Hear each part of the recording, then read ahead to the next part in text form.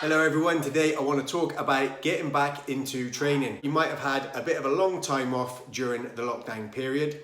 So if you are going back to training or if you are a beginner, you're going to need to think about how you approach easing yourself back into your training schedule. You might be an athlete getting back into some sport as the sports facilities are open. You might be a regular gym goer and this is you getting back after a long period off. Or during lockdown, you might feel that you've become a little bit more conscious about your health and fitness and you're going to start training when the gyms open up again. Either way, you need to get a little bit of structure and plan how you are going to return back to training. What I tend to do with new clients when they come and see me to start a training routine is I put them in what I call a training to train phase.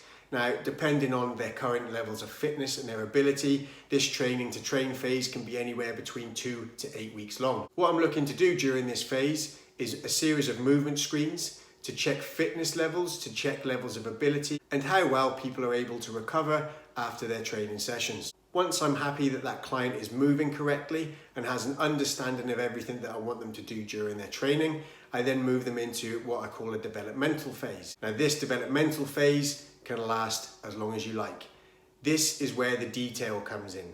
This is where we're looking at specific goals, short-term or long-term, and how we are going to hit those targets. The detail we'll look at is what's included in each session, how much lifting we're looking at doing, are we looking at doing any cardio, is there anything sport specific that we need to look at, and what our timescales are. Of course, after the developmental stage, there is the maintenance stage. This is usually where you've hit the targets that you're set out to achieve, and you can now adapt your training and nutrition accordingly to maintain where you're at. This doesn't mean to say that you necessarily have to stay in the maintenance phase, because you might set yourself new targets, in which case you go back to the developmental stage and reassess what your goals and what your training outcomes are going to be. So for now, what you want to focus on if you've had a long layoff or if you are a beginner is your training to train phase.